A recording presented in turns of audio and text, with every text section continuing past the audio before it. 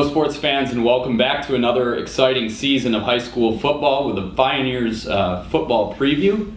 Getting started with the introductions, we welcome back our favorite prognosticators, Brandon Fountain and Bob Allen, and our newest prognosticator, Greg Buckner. Welcome back, guys. Hi. Nice to be here. We're going to start things off with maybe the biggest game of the year right off the bat in week one. We've got Big Rapids traveling to Reed City. Obviously, always a lot on the line when these two teams meet. Greg, can you talk a little bit? First, let's talk a little bit about Reed City. 2 straight 9-0 regular seasons, 2 straight conference titles. Can you talk a little bit about what the Coyotes have coming back this year and what some of their strengths are going to be heading into week one? Definitely. I mean, obviously, when you're looking at this game, I think the first thing you have to look at is obviously you bring back Chad Samuels at quarterback, and he's the guy that really gets things going on offense there. And, just looking at him, I saw him at one of the 7-on-7 camps this summer, and he was looking very good. So with that, I think everything on offense starts with him. So, looking at the Reed City defense, I mean, obviously you've got the loss of the 2 Bradford brothers in the secondary, and you got Jacob Vincent, the Pioneer Defense Player of the Year last year, is also gone. So I think at that, there's going to be some questions to see where they can really step up and fill those holes. But I think they'll probably be up to the test because you don't go back-to-back 9-0 seasons and get 2 league titles in a row, not being able to fill some open holes. Yeah, absolutely. Now, looking at Big Rapids, a team coming off a bounce-back year last year, 8-2. They lose some key players, Jake Doherty, Nick Baldwin, Offensive Player of the Year last year. Mm-hmm. Who are some of those players that you're looking to step into those roles this year for Big Rapids? And do you see them continuing where they left off last year with this level of success that they had? Yeah, that's the big thing. I mean, looking at a scrimmage I was at last week, Big Rapids, all the players were... everything they're talking about was talking about leading up to the Reed City game. So that there's a lot of, obviously starting the season off with a rivalry like that, there's a lot of intensity that's going into it. And, a lot of those kids were talking about how it pretty much the loss from last season's been burning with them all off season. So now they've been preparing for that.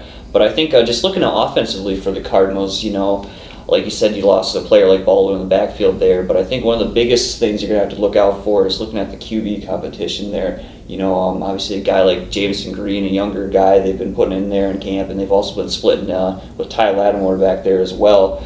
And, Green looks more like the traditional in-the-pocket passer, where Lattimore, the scrimmage I was at last week, they were doing a few more design runs for him, and he was breaking a few key runs. So I think they're going to use a platoon situation there to start out the game, but I think eventually they'll kind of want to figure out which way they want to go with that and maybe use Lattimore more as a running back. But also another running back I kind of stood out to me at their scrimmage last week was Rob Green. He was really running over some people and breaking through some tackles. So I think if they can establish the ground game early on, that'll be a big part of their success. All right, guys, it's time to make the picks on this one. Obviously, always going to be close when these two teams meet with a high level of talent. Let's start with you, Brandon. Who you got winning this one? 2 words, Coyotes win. That's it? That was it? I like Reed City just from the standpoint they haven't lost in 18 regular season games plus, and they're home. Until someone knocks them off, they're the top dog. Obviously, I think I'd have to go with Reed City just with this game, but I think Big Rapids does have a chance if they can jump on them early and kind of establish some confidence. I think they'll be in it towards the end, but I'm going to go with Reed City on this one. Yeah, I think we got to go with Reed City across the board. This is going to be a close game, but ultimately you got a guy, Chad Samuels, a difference maker under center, 20-2 as a starter. Kind of hard to argue with that in the first game of the season. I've got Reed City by a score in this one. Looking at our next game on the schedule now, we've got Morley Stanwood traveling to Lakeview in week one. The Mohawks coming off a disappointing 3-6 season last year. Had to replace a lot of key players from a team that had gone to the regional final the last 2 seasons before that.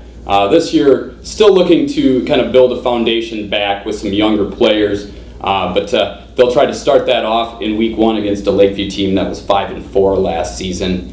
Bob, looking at this game, you would look at this as a game where Morley Stanwood really wants to establish, kind of set the tone for the season right off the bat. How do they do that against this Lakeview team? Morley Stanwood's going to do what they have done each of the last 4 or 5 seasons under Clark Hunty. They're going to run the ball, and run the ball. They'll throw an occasional pass, but they're not going to mix it up a whole lot. and then they got to play stingy defense, or at least that's what they want to do. They did that last year. They had, not a very good record, but they were very good defensively, and that's going to be the same formula that they're going to use this year. A lot of running the ball, take time off the clock, and try to stop the other team. Guys, looking at this matchup, who do you got? Pretty evenly matched game between two kind of middling CSAA teams right now. Brandon, let's get us started off. Who you got winning this one? I think Morley Sandwood has a good chance at coming out and proving a point after a pretty dismal year. They're going to be ready to go. Lakeview has the advantage here. It's the first game of the year.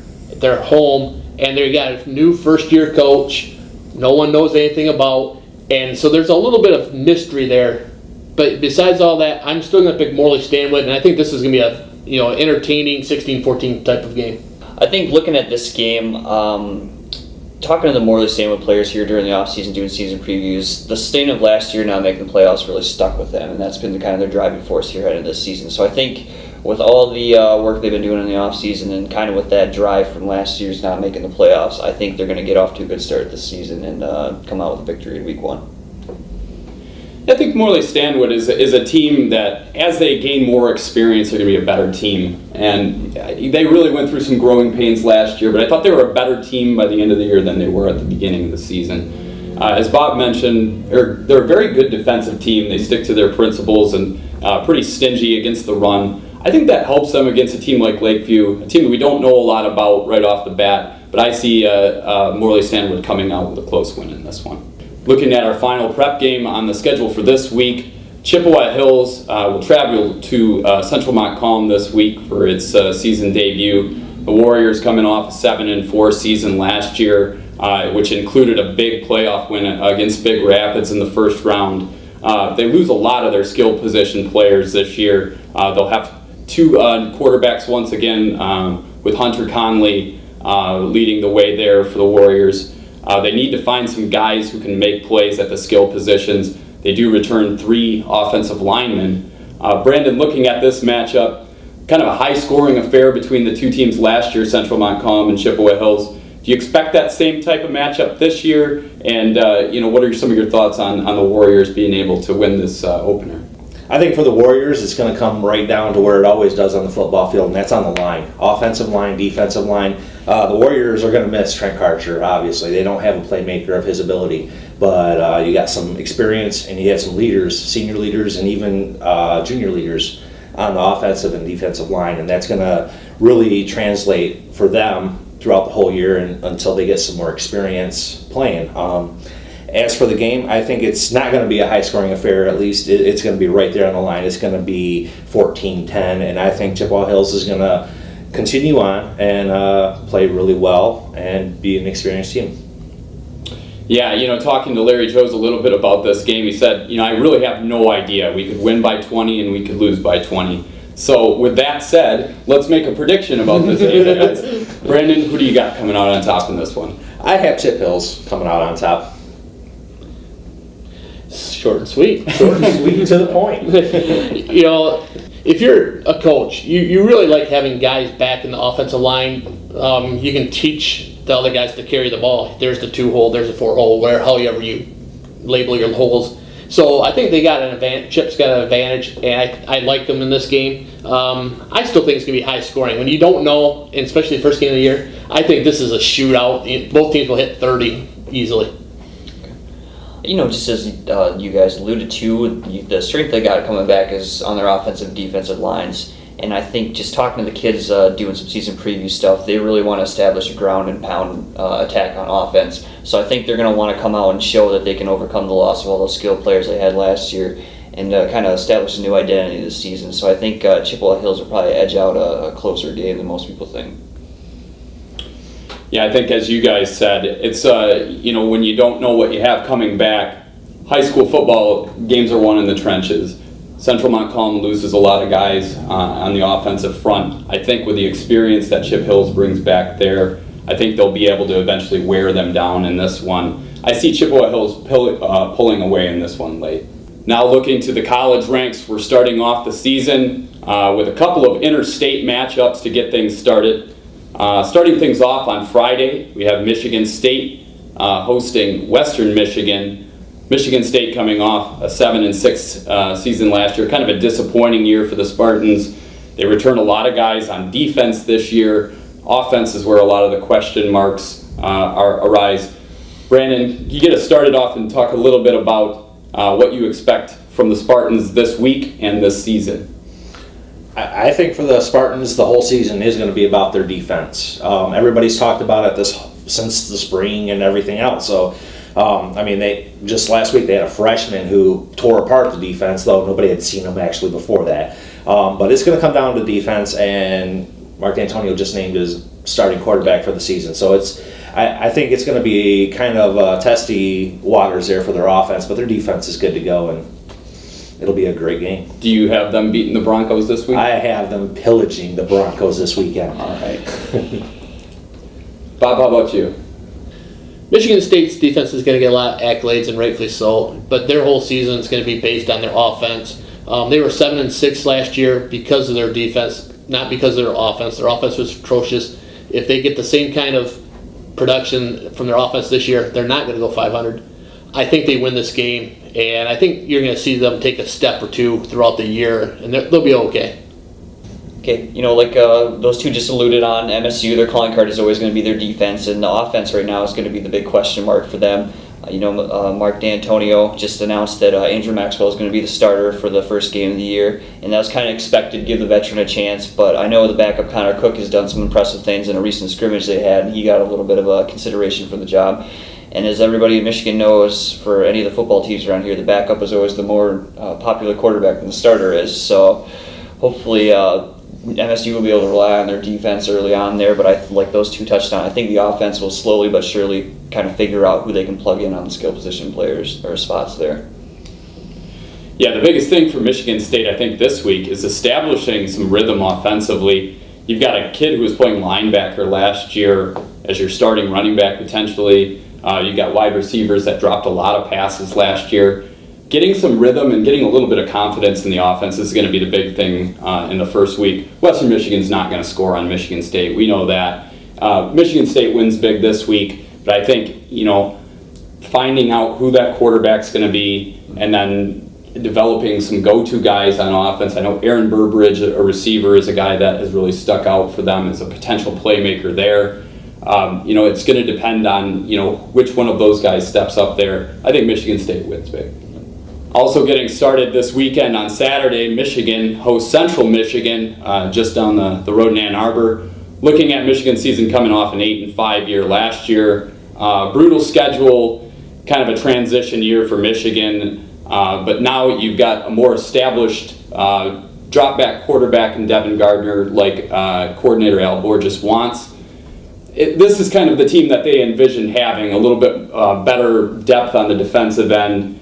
Against a Central Michigan team that loses some pretty big players, including the NFL Draft's #1 pick, Eric Fisher. Mm-hmm. Looking at this matchup, Brandon, is there any way you can see Central Michigan hanging with Michigan week 1? If Michigan doesn't show up, that's the only way. But they're at home, so they're going to be ready to go. Probably going to happen being at home. Yeah, hey, let's wake up, let's go to the football game, But quite honestly, it's a chance for Michigan to just continue on growing under Brady Hoke. So it's a good opportunity for Devin Gardner. I like Michigan in this game, and obviously everyone's going to pick Michigan. It'll be interesting to see how they come out with a new offense and, that pro style. The big key for Michigan is that they can find a running back. There's kind of questionable in that area right now, and that's never really been the case. They've always thrown out guys, 1,000-yard rushers year after year. They don't have that guy necessarily coming back, so that's the thing I'll be looking for here. Yeah, just like the other two guys, I'm picking Michigan to go big in this one. I'm thinking, obviously, that they're going to try to get off to a good start on offense, although there are some questions, like Bob just mentioned, at running back, and then also at wide receiver. They lost a key freshman who was expected to do some things for them a couple weeks ago. So I think just looking at that, they're going to want to come out here, establish some confidence here on offense, and come out with a big win. And like you said, Al Borges has a guy in Devin Gardner now who can do the kind of things like when he was at Auburn and he had Cam Newton. So I think those are the type of things they're going to try to get going, and they're going to get a big win. Yeah, you guys mentioned some of the skill positions on offense. What about the interior of the offensive line? You replaced both of your starting guards and your starting center from last season. Not much of a concern this week against Central Michigan, but you've got Notre Dame looming the next week with a couple of All-American defensive tackles. That's the position that they really need to shore up quickly if they want to have a special season and not just a good season. With that said, I think having Devin Gardner start the last 5 games of the season last year at quarterback, I think really benefits them coming into this year. He's got some confidence and experience there. I think he's able to move the ball effectively against a Central Michigan team that defense is pretty much non-existent. But the key is obviously going to be establishing the ground game, like Bob mentioned, because that's what they want to do in this pro-style offense. I'll say Michigan wins the big this week. Well, that's going to do it for our first week of the Pioneer Football Preview. As always, make sure to check out the Pioneer on Friday for results from all the games. And this Monday's edition, actually, our football preview, get up to snuff on all of our area teams and who are going to be some of the big stars this season. You can also check us out at BigRapidsNews.com.